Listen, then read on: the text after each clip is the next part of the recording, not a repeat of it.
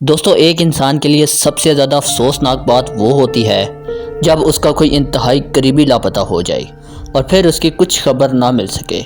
دنیا میں ایسے روزانہ کئی مسنگ کیسز سامنے آتے ہیں۔ ایسے ہی کچھ انتہائی حیران کن اور مشہور ترین کیسز کے بارے میں آپ کو اس ویڈیو میں بتاؤں گا۔ اس لسٹ میں پہلا نمبر آتا ہے آسٹریلیا کے پرائم منسٹر ہیرلڈ ہولڈ کا۔ ہیرلڈ ہولڈ 1966 میں آسٹریلیا کا پرائم منسٹر بنا تھا۔ یہ آسٹریلیا کا 17واں وزیر اعظم تھا۔ اس کو پرائم منسٹر بنے ہوئے صرف 2 سال ہوئے تھے، لیکن پھر 17 دسمبر 1967 کو وہ ہوا جس نے نہ صرف آسٹریلیا کو بلکہ پوری دنیا کو چونکا کر رکھ دیا تھا۔ ہیرلڈ ہولڈ غائب ہو گیا۔ دوستو، ہیرلڈ ہولڈ کو سوئمنگ کی جنون کی حد تک کا شوق تھا۔ 17 دسمبر کی دوپہر کو یہ آسٹریلیا کی اسٹیٹ وکٹوریہ سے شیویٹ بیچ پر نہانے کے لیے گیا۔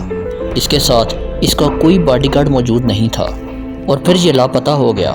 جب یہ کافی دیر تک واپس نہیں آیا تو آسٹریلیا کے پولیس اور سیکیورٹی کے اداروں کو پریشانی ہوئی۔ فوراً ہیلی کاپٹرز اور ریسکیو بوٹس کو سمندر کی طرف بھیجا گیا، لیکن اس کا کچھ پتہ نہیں چلا۔ کئی تھیوریز سامنے آئیں، جیسا کہ پرائم منسٹر کو شارک نے کھا لیا ہو، یا پھر کسی غیر ملکی جاسوس نے اس کو اغوا کر لیا ہوگا، یا پھر یہ ڈوب کر مر گیا ہوگا۔ حالانکہ ہیرلڈ ہولڈ سوئمنگ میں ماہر تھا۔ اس کی لاش کی تلاش بھی مہینوں تک جاری رہی، لیکن آسٹریلیا کے اس پرائم منسٹر کا کچھ پتہ نہیں چل سکا اور آخرکار ہیرلڈ ہولڈ کو مرا ہوا تصور کر لیا گیا۔ لوگوں کو حیرانگی یہ بھی تھی کہ پرائم منسٹر کے ساتھ کوئی باڈی گارڈ یا سیکیورٹی موجود نہیں تھی۔ ہیرلڈ ہولڈ آسٹریلیا کا 17واں پرائم منسٹر آج بھی لاپتہ ہے۔ اس کے ساتھ اصل میں کیا ہوا تھا کوئی نہیں جان سکا۔ اب بات کرتے ہیں ریچی ایڈورڈز کی۔ دوستو، ریچی ایڈورڈز برطانیہ کا ایک انتہائی مشہور میوزیشین تھا۔ اس کا تعلق rock band Manic Street Preacher سے تھا۔ یہ اس بینڈ میں گٹارسٹ تھا۔ اس کی لاپتہ ہونے کی کہانی بھی انتہائی پراسرار ہے، جو آج تک کسی کی سمجھ میں نہیں آ سکی۔ 1 فروری 1995 کو ریچی ایڈورڈز اور اس کی بینڈ نے امریکہ میں ٹور کے لیے روانہ ہونا تھا۔ یہ لندن کے ایمبیسی ہوٹل میں رکا ہوا تھا۔ 1 فروری کی صبح کو اس نے 7 بجے ہوٹل سے چیک آؤٹ کیا۔ اس نے اپنا پاسپورٹ، والیٹ اور کار کی چابیاں ہوٹل کے لاکر سے اٹھائیں اور ہوٹل سے ایئرپورٹ کی طرف نکل گیا، لیکن ایئرپورٹ پہنچا ہی نہیں۔ ریچی ایڈورڈز لاپتہ ہو گیا تھا۔ اگلے 2 ہفتوں میں ریچی ایڈورڈز کو کئی لوگوں نے دیکھنے کا دعویٰ کیا۔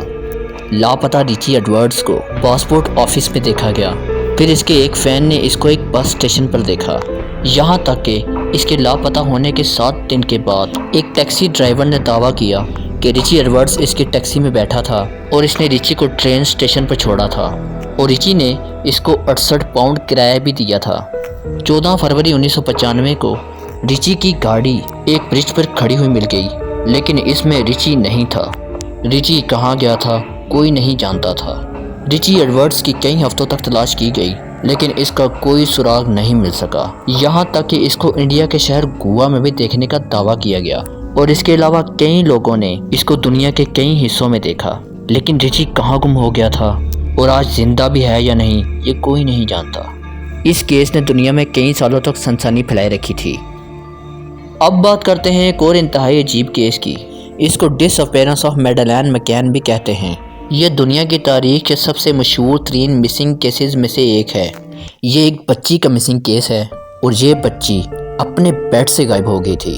میڈلین مکین ایک 3 سالہ برطانوی بچی تھی۔ مئی 2007 میں اس کی فیملی برطانیہ سے پرتگال چھٹیاں گزارنے کے لیے گئی۔ انہوں نے اپنے لیے پرتگال کے شہر پرایا ڈالوس میں ایک اپارٹمنٹ بک کرا لیا۔ اس فیملی ٹرپ میں میڈلین کے ماں باپ اور اس کے 2 چھوٹے بہن بھائی بھی شامل تھے۔ 3 مئی 2007 کی رات کو اس کے ماں باپ نے اپنے تینوں بچوں کو اپنے اپارٹمنٹ میں سلا دیا اور اپارٹمنٹ میں تھوڑا سا دور ایک بار میں کھانا کھانے چلے گئے۔ جاتے ہوئے یہ اپارٹمنٹ کو اچھی طرح لاک کر کے گئے تھے۔ یہ لوگ رات کے 10 بجے اپنے اپارٹمنٹ میں واپس آئے تو ان کی پریشانی اور حیرت کی انتہا نہ رہی۔ ان کی بیٹی 3 سالہ میڈلین مکین اپنے بیڈ پر موجود نہیں تھی۔ اپارٹمنٹ میں کسی کے اندر آنے کا کوئی ثبوت موجود نہیں تھا، لیکن میڈلین اپنے بیڈ سے غائب ہو چکی تھی۔ پرتگال کی پولیس نے فوراً انویسٹیگیشن کا آغاز کیا۔ ان کا پہلا شک میڈلین کے ماں باپ پر گیا، جو دونوں ڈاکٹرز تھے۔ پولیس کا خیال تھا کہ انہوں نے اپنی بیٹی کو مار کر کہیں دفنا دیا ہے، لیکن اس کا کوئی ثبوت نہیں مل سکا۔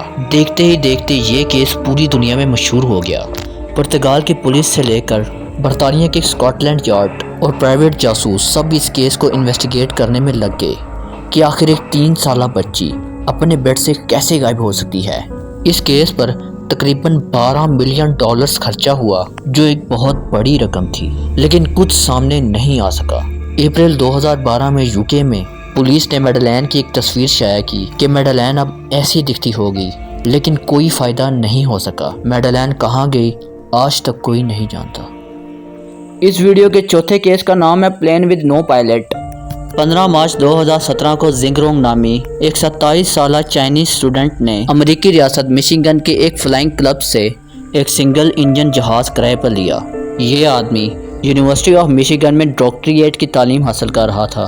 جہاز کو این ہاربر ایئرپورٹ سے اڑنا تھا اور ہاربن اسپرنگز ایئرپورٹ پر لینڈ کرنا تھا، لیکن جہاز کے اڑنے کے کچھ ہی دیر کے بعد تقریباً 285 مائلز دور یہ جہاز برف میں گر کر کریش ہو گیا۔ ریسکیو ٹیمز فوراً حادثے کی جگہ پہنچیں۔ انہوں نے جہاز کے آس پاس پائلٹ زنگ رونگ کی تلاش شروع کر دی، لیکن زنگ رونگ کی باڈی کا کچھ پتہ نہیں چل سکا۔ جہاز کے آس پاس اس کا نام و نشان تک نہیں ملا۔ پہلی تھیوری یہ سامنے آئی کہ زنگ رونگ نے جہاز سے چھلانگ لگا دی ہوگی، لیکن ایسا کرنا انتہائی مشکل تھا۔ جہاز میں کوئی روف ویچ نہیں تھا اور زنگ رونگ کے لیے اڑتے ہوئے جہاز سے چھلانگ لگانا انتہائی مشکل کام تھا۔ جہاز 9000 فیٹ کی بلندی پر اڑ رہا تھا۔ اس جہاز میں کوئی پیراشوٹ بھی موجود نہیں تھا، تو پھر زنگ رونگ کہاں گیا؟ کچھ انویسٹیگیٹرز کا یہ بھی خیال تھا کہ زنگ رونگ نے جہاز کو آٹو پائلٹ میں ڈال کر اڑایا ہوگا اور وہ اس میں موجود ہی نہیں تھا۔